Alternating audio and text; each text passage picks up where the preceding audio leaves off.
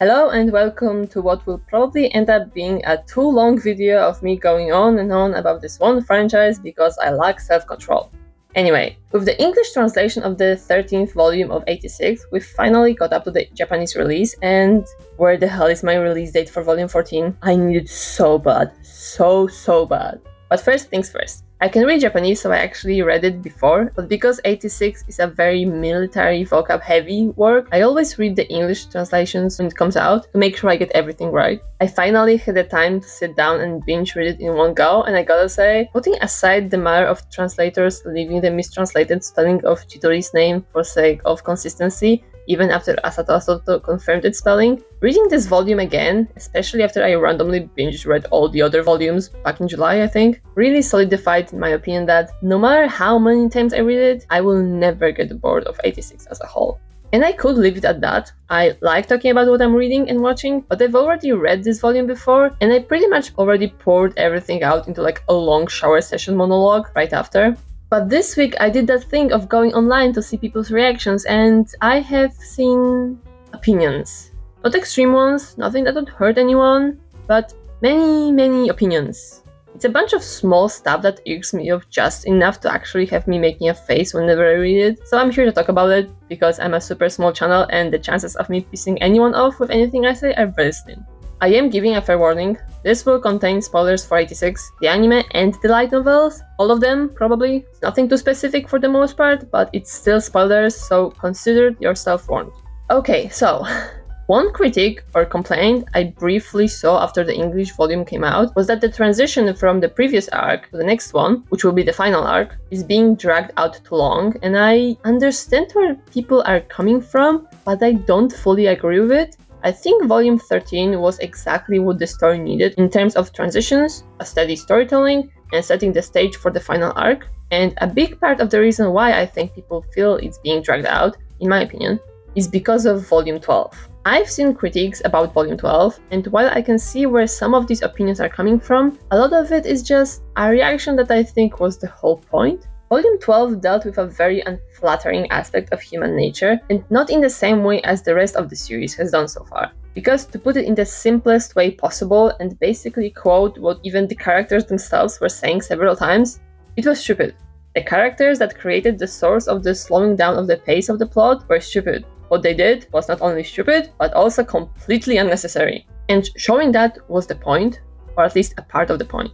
Which is a somewhat bold thing to do as an author. Whether it's bold in a good or a bad way is, I guess, subject to anyone's personal taste. But to me, it leans more towards a good thing, even if I couldn't help but feel frustrated at times. Because listen, I love 86, and with all my love for it, I would still rate volume 12 as my least favorite one. Because I was getting really frustrated while reading most parts of it, but so were the characters in it. It's not like the volume tried to make me overly invested in those side characters or trick me into thinking it was some bigger big brain plan. No, at nearly every point of the story, it was said that what happened was stupid. And you could say, yeah, it was stupid, so why bother including it in the first place? Well, that's because humans being stupid, even in the gravest of circumstances, is a fact of life. People who consume any type of fictional content, not only light novels, are doing it for entertainment. That entertainment can come in many shapes and forms. It can be to get a good laugh, or to be on the edge of their seat for action, or to cry over angst, and all of that. So with that in mind, when they get something that doesn't meet any of those criteria, it's bound to make most people angry, or make them feel like the story is getting worse. But the thing about 86 is that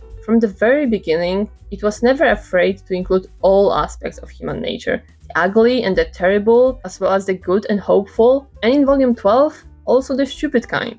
Being less entertaining than the other ones doesn't make it an unimportant aspect, especially when you're trying to tell a story that's meant to portray humankind in all of its colors. Up until volume 12, pure and genuine stupidity wasn't really shown.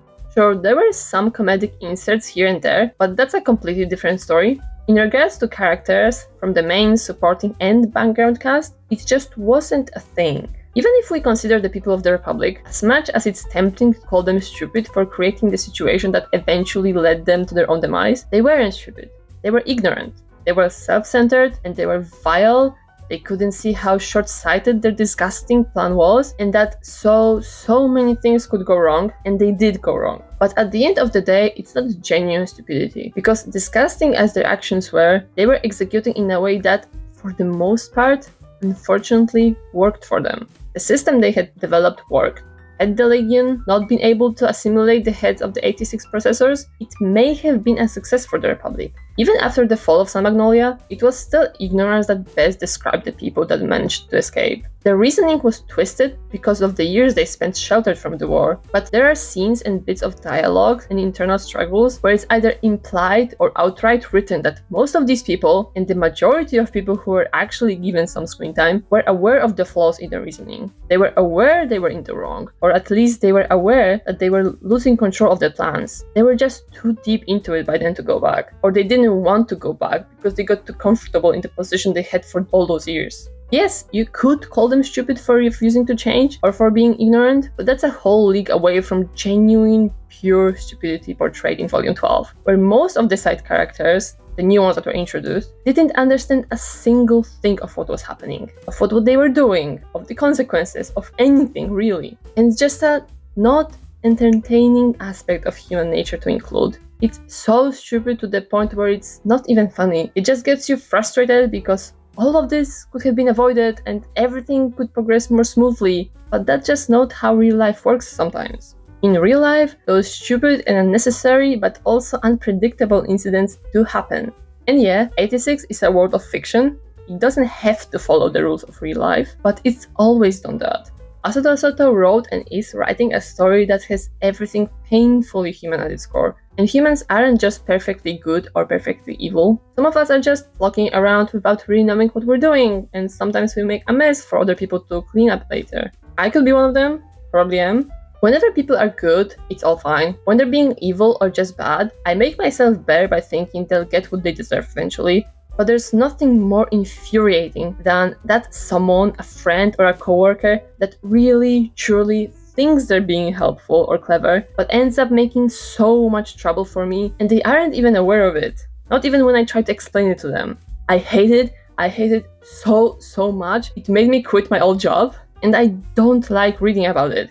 I don't want to read about it because it makes those annoying memories resurface, and reading volume 12 of 86 was tough because of that. But it made the world and the storytelling that much more believable, and that's commendable in itself. And to me, it was not bad storytelling, like I saw some comments claiming it to be. To me, bad storytelling is when I can't bring myself to care about what I'm reading. It's not when I'm angry or when I'm frustrated, it's when I feel nothing.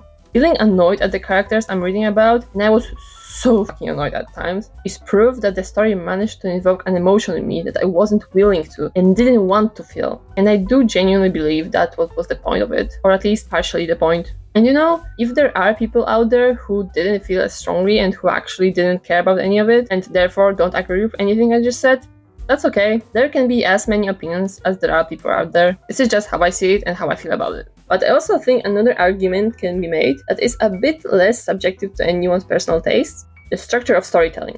Arcs in any type of plot need transitions. That's just a fact.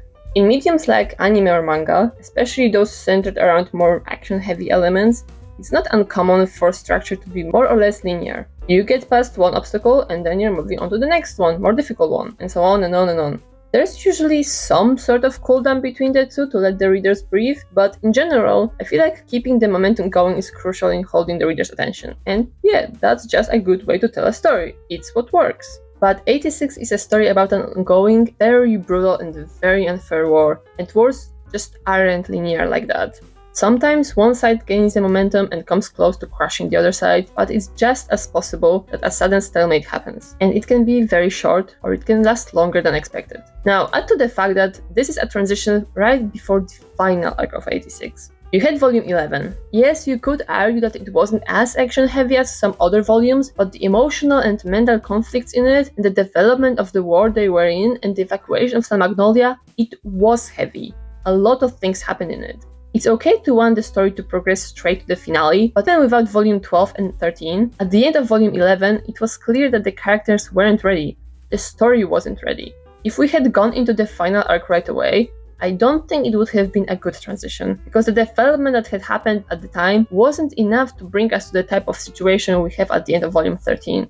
If the end of volume 13 was copy and pasted into the end of volume 11 or even volume 12, it wouldn't have made sense. It would have been too rushed. The jump would have been too big, too suddenly. And if that development didn't happen at all and the story took a completely different course, I do believe Asato Asato could have made it work and be decent, but I don't think it would have been as good as what we are having now. And now we have a story that has gone a full circle. We started at the most ugly and deprived aspect of human nature, and we're back at it again, because people can try to be good, but they very often fail to uphold those ideals. And 86 tells it in a very crushing and very beautiful way. I think people these days are just impatient due to an overabundance of much faster paced content they're being fed almost daily, and the fact that the last few volumes of 86 have been released yearly. So all the people who picked it up only after the anime or in the last 3 years were spoiled by the fact that they had several volumes of content just waiting to be read, as opposed to now when they have to wait to get more of it. And I get it. If I could choose to have volume 12 and volume 13 released as one back in 2022 without cutting anything out so that I could get everything that I have right now, but with the final arc starting earlier this year, then yeah, I'd be thrilled. I'm also an impatient fan, not only of 86. There are many series out there that I'm reading, some of which I've been following for over a decade, some of which I've been following for just a few years or even less than that. I would love to just get going and tell me what happens next and how it all ends, because I care and I'm curious and I just want to see it already. But the structure of light novels, the word limit, the writing process of the author and their mental and physical health, the process of publishing a book,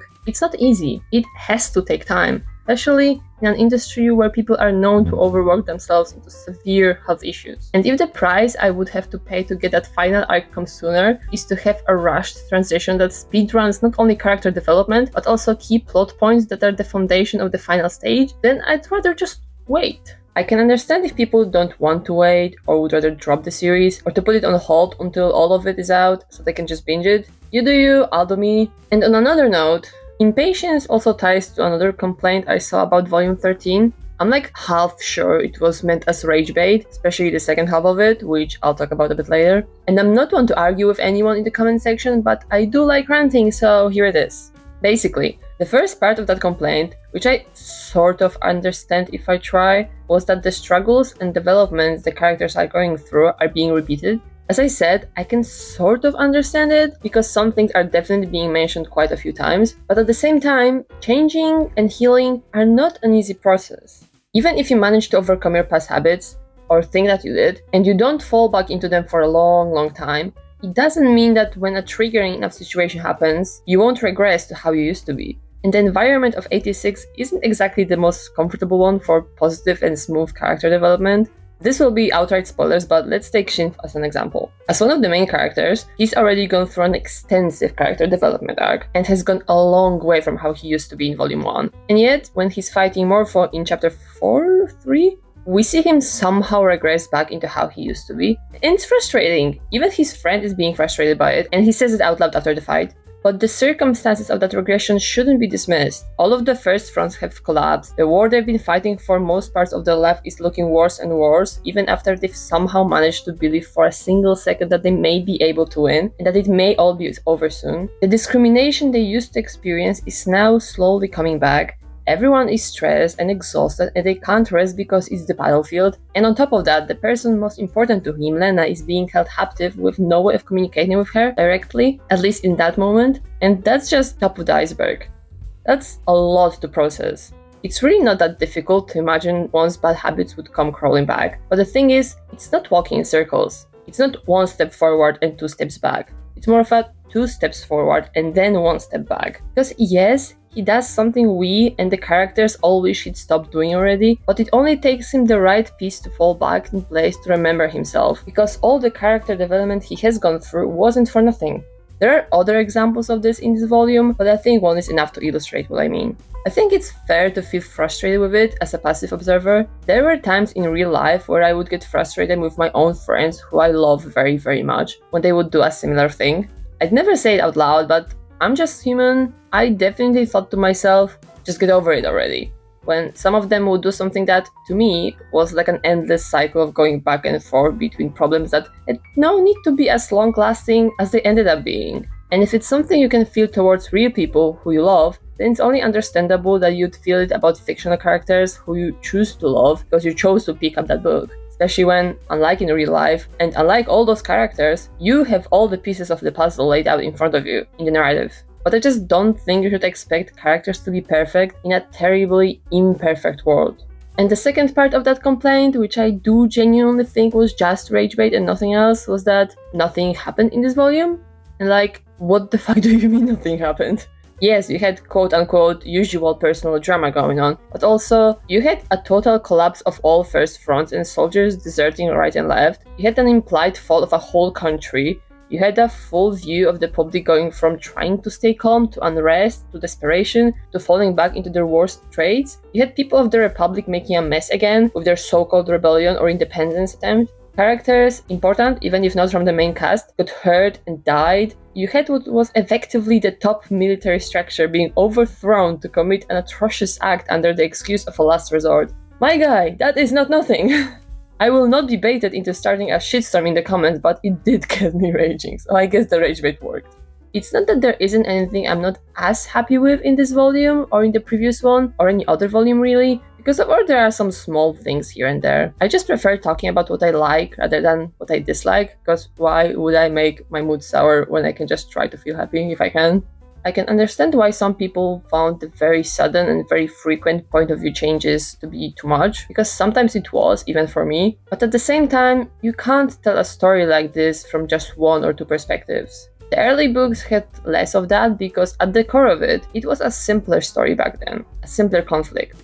It was a conflict with clear two sides, one good and one evil. You had the Republic of San Magnolia, the bad, and you had the 86, the good.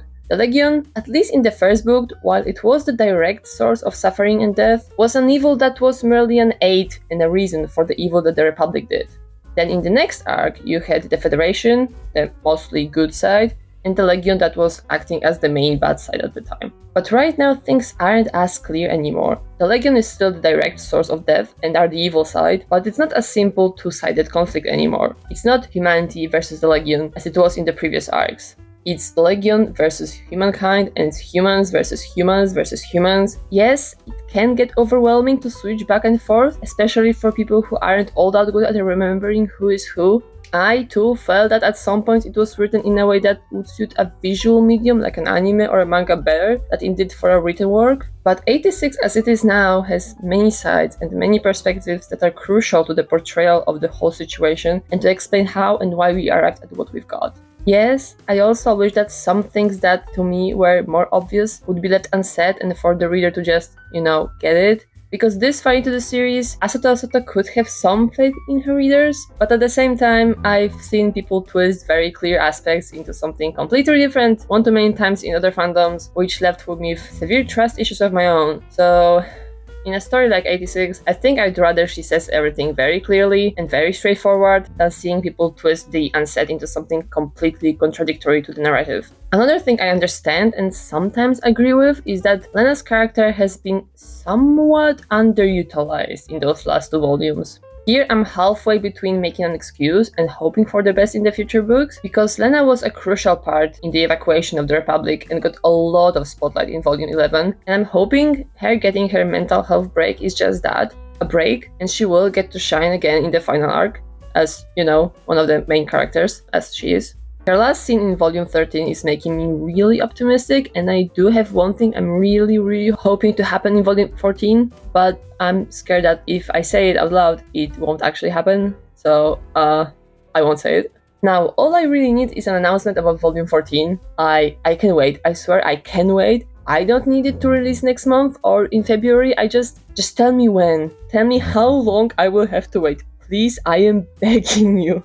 Okay, I feel like I've rambled a lot about all pretty superficial aspects that are more or less obvious, but going any deeper into everything I appreciate about 86 would just take too long. I shouldn't be surprised about this being once again somewhat more serious than I tend to be, considering what 86 is about, but yeah, I'll just shut up now.